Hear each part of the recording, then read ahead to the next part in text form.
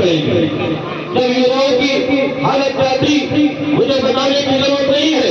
महिलाओं का कितना मान और सम्मान पूर्व की सरकारों में हुआ करता था, ये मुझे बताने की जरूरत नहीं है। ये मुझे बताने की मेरे भाइयों जरूरत नहीं है कि युवा किस तरह से बेरोजगार था।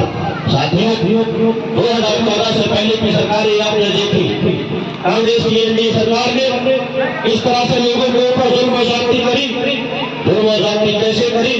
उन्होंने ना तो महिलाओं के लिए सशक्तिकरण के लिए कोई योजना चलाई, उन्होंने ना तो कोई हमारे कृषि में जो भाई बहन बैठे हैं, किसान भाई बैठे हैं, ना ही उनके खेत में हरियाली लाने के लिए कोई योजना चलाई मेरे साथियों। और उन्होंने युवाओं के लिए भी कोई काम नहीं किया, उन्होंने कोई ऐसी योजना संचालित नहीं करी जिससे हमारे युवाओं का भला हो सकता, जिससे युवा रोजगार में जा सकता, जिससे युवा जो है हमारा नौकरी में जा सकता। मेरे भाइयों, उन्होंने किसी भी गरीब परिवार की मदद करने के लिए कोई भी योजना लागू नहीं करी।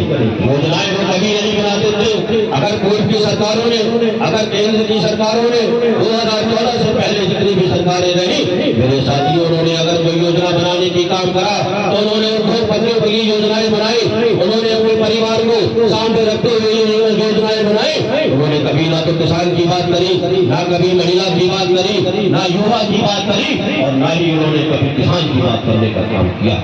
मेरे दोस्तों, कहना यहाँ ये चाहता हूँ कि हमारा किसान 2014 से पहले उसके खेत कैसे सूख जाते थे, इसकी चिंता किसने करी? हमारी माता बहन का सम्मान नहीं हुआ करता था, इसकी चिंता किसने करी? हमारे युवा को रोजगार नहीं था, नौकरी नहीं थी, उसकी चिंता किसने करी? मैं ये बताना चाहता हूँ, हमारी परिवार के पास छत नहीं थी, उसकी चिंता करने का काम किसने किया? साथियों, ये आपको जानना जरूरी है। उसकी अगर किसी ने चिंता करने के काम कहा तो देश के बेटे नरेंद्र मोदी जी ने किया।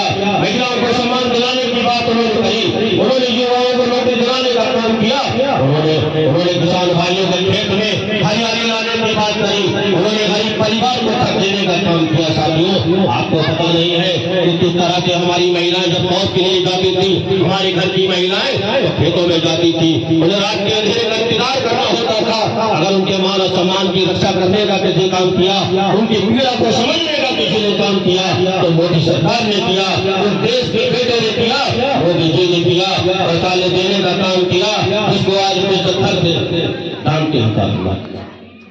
ये तो मान और सम्मान नहीं बढ़ा, महिलाओं का मान और सम्मान बढ़ाने का काम नहीं हुआ। हमारी माता बहने का मान अगर सम्मान बढ़ा है तो इसमें किसका सम्मान बढ़ा है? इस देश का सम्मान बढ़ने का काम हुआ है। हम देश के नागरिक हैं, धर्म और जाति हमारी कोई भी है, इससे हमारे कोई लेन देन नहीं। धर्म की बात है तो धर्म की बात आएगी तो हम करेंगे, धर्म की बात आएगी तो हम नमाज पढ़ेंगे, धर्म की बात आएगी तो हम पूजा करेंगे, लेकिन जब विकास की बात आएगी तो सबसे पहले हम हिंदुस्तानी हैं। साथियों, भारत को भाई नरेंद्र मोदी जी बात करते हैं, अगर इस देश के अंदर विकास करते हो, आज के युवा प्रोग्राम में विकसित भारत, अभी हमारा ये विकसित भारत का संकल्प पूरा होगा तो देश के अंदर 4 जातियों का उत्थान हो जाएगा। धर्म जाति कुछ नहीं होती विकास के मामले में, हिंदू और मुस्लिम ज्यादा बहुत शाम कोई नहीं होता। जब विकास की बात आती है तो सिर्फ विकास होता है, इंसान होता है। अगर आज मुझे मकान की जरूरत है तो ये कहते हुए मना नहीं किया जाएगा कि आप मुसलमान हैं, आपको मकान नहीं मिलेगा। आप हिंदू हैं तो आपको ये कहते हुए मना नहीं मिलेगा। साथियों, ये तो पूर्व की सरकारें क्या करती थी, हिंदू और मुस्लिम में दरार डालने का काम, जाति से जाति को लड़वाने का काम, और विकास जो है वो जाति देकर किया जाता था। लेकिन ये मोदी का सरकार है, ये मोदी युग है। साथियों, ये मोदी युग है, ये भारतीय जनता पार्टी की सरकार है, जो न तो धर्म देखती है और न जाति देखती है। ये अगर कोई देखती है तो ये देखती है ये गरीब है तो इसको आवाज मिलना चाहिए, एक किसान है तो इसके खेत में हरियाली आना चाहिए, अगर ये मासूम बच्चे हैं तो उनको शिक्षा मिलना चाहिए, कोई अगर बीमार है तो उसको स्वास्थ्य मिलना चाहिए। ये होती है सरकारें, और ऐसे होते हैं प्राइम मिनिस्टर, ऐसे होते हैं प्रधानमंत्री, जो देश की जनता का ख्याल रखने का काम करते हैं। साथियों, वो की सरकारें हमने देख ली, किसी ने हमारा ख्याल नहीं रखा। आपने सुना नहीं था पूर्व में जब प्रधानमंत्री हुआ करते थे, एक प्रधानमंत्री हुए राजीव गांधी जी, उन्होंने क्या कहा था? देश हमारे दूर पीछे चला गया, इस बात को जरा समझने की कोशिश करना। उन्होंने कहा था जब हम दिल्ली से बैठकर आपके इस ग्राम के अंदर आपके विकास के लिए पैसा भेजते हैं, आपके योजनाओं के लिए पैसा भेजते हैं, और हम जब दिल्ली से पैसा भेजते हैं तो वो दिल्ली से चलते चलते आपके ग्राम में आते आते मात्र 15 पैसे बचता है साथी। यानी कि अगर वो 100 रुपए बेचते हैं तो आपके ग्राम में आते आते उस टाइम में 15 रुपए बेचते थे। तो साथियों ये समझ सकते होते सरकार की उस टाइम में गरीब के लिए क्या होगी, किसान के लिए क्या होगी, महिलाओं के लिए क्या होगी और गांव के विकास के लिए क्या होगी। लेकिन उन्होंने कभी ये बताने की हमें जहमत और कोशिश नहीं करी कि आखिर में 85% जो बीच में गायब हो जाते हैं वो कहाँ चले जाते हैं। साथियों उस टाइम में भी उनके अधिकारी थे, उनके ही कर्मचारी थे, उनके ही नेता थे, उनके बीच में उस पैसे का भंडार बाहर होकर दिल्ली चला जाया करता था। लेकिन मोदी सरकार के अंदर आप ये देख रहे हैं, अभी हम कहते हैं कि हमारे देश के बेटे ने माननीय नरेंद्र मोदी जी ने हमारे इस प्यारे भारत का, प्यारे हिंदुस्तान का नाम जो है दुनिया में रोशन करने का काम किया है, दुनिया में बड़ा करने का काम किया है मेरे साथियों, और हमारा गौरव बढ़ाने का काम किया है। दिल्ली से जो सम्मान निधि का पैसा आपके खाते में चलता है, जहाँ किसान भाई बैठे हैं और ऐसे भी लोग हैं जिनकी सम्मान निधि में पैसे आते हैं, तो साथियों और मैं गलत हूँ तो मुझे बता देना, मैं अपने भाषण को समाप्त कर चला जाऊंगा। साथियों किसान भाइयों बताइए, आपको सम्मान निधि का पैसा मिलता है, आपके खाते में आता है, एक साल में 6,000 रुपए मोदी सरकार देने का आपको काम करती है। तो दिल्ली से जितना पैसा डाला जाता है आपके खाते के अंदर उतना ही आपके खाते में आता है, या 1 रुपया कम होने का काम किया जाता है। आपको बताइए आती है सम्मान निधि, पैसा कम होता है, जितने डलती है उतने आते हैं। कोई बिचौलिया है, कोई आज की तारीख में अधिकारी है जो आपको पैसे मांगने की जरूरत कर सके, क्योंकि ये मोदी का युग है, ये योगी का युग है। जानते हैं और गरीब परिवार के किसान का पैसा मांग लिया तो हमारा क्या हाल होगा, मुझे बताने की आपको जरूरत नहीं है। आपने बाबा का बेडोजर देखा है, हिंदुस्तान के अंदर चल रहा है, प्रदेश के अंदर चल रहा है, बाबा का बेडोजर है। यहाँ पर अगर कोई भी गरीब के साथ अत्याचार करेगा तो बेडोजर तैयार खड़ा है। ऐसी होती है सरकारें, ऐसे होते हैं प्रधानमंत्री जो देश की बात करे, देश को विकसित राष्ट्र बनाने की बात करे, देश को मजबूत करने की बात करे। अरे साथियों हम देश के हिंदुस्तानी हैं, अगर हमारा नाम विदेशों में, देशों में, दुनिया में होगा तो गर्व किसका बढ़ेगा? क्या खाली हमारे मोदी जी का बढ़ेगा या भारतीय जनता पार्टी की सरकार के कार्यकर्ताओं का ही बढ़ेगा? मेरे साथियों देश के अंदर जितने जनता रह रही है, जितने इंसान रह रहे हैं, सबका कद और सबका गर्व अगर बढ़ेगा तो कोई गौरववंतित होगा तो देश का इंसान होगा। मेरे साथियों आज आप देखते नहीं माननीय मोदी जी जाते हैं देश के अंदर, देश की बात को छोड़िए, जब विदेशों में जाते हैं तब किस तरह के वहाँ के प्रधानमंत्री, वहाँ के राष्ट्रपति, वहाँ की जनता हमारे हिंदुस्तान के बेटे का स्वागत करती है। कैसे कैसे ढोल नगाड़ों के साथ वहां स्वागत हो रहे हैं। ये क्या माननीय मोदी जी ने हमारे देश की गौरव बढ़ाने की बात नहीं करी है? क्या हमारे मान और सम्मान को बढ़ाने का काम नहीं किया है साथियों? अरे राजनीति तो चलती ही रहती है, जब तक देश आजाद हुआ राजनीति चली, और किसान भाइयों के साथ, महिलाओं के साथ, युवाओं के साथ और गरीब परिवारों के साथ राजनीति तो खेली गई। अरे 2014 तक आप देख लो 64 देश की आजादी को हो जाते हैं, क्या मिला था किसान को उसके अंदर? आज क्यों हमारी गरीबी है? 2014 से पहले क्यों किसान परेशान था? क्यों लोगों को रोजगार नहीं था?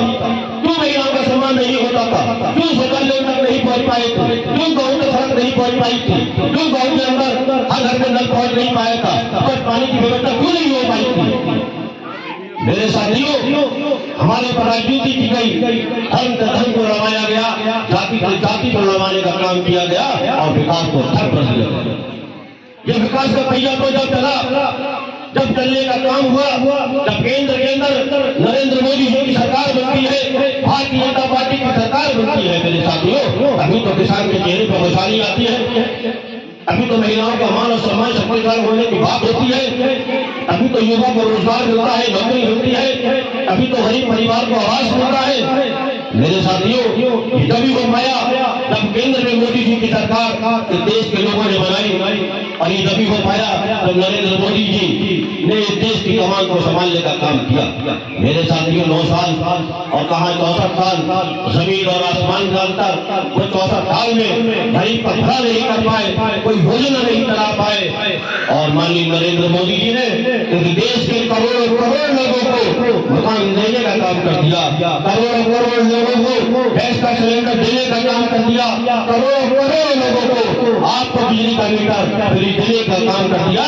मेरे साथियों, अभी जाना स्वास्थ्य विभाग के अधिकारी बता रहे थे 5 लाख का कार्ड, क्या समझते हैं आप 5 लाख के कार्ड को और 5 लाख रुपए को गरीब के लिए क्या समझते हैं?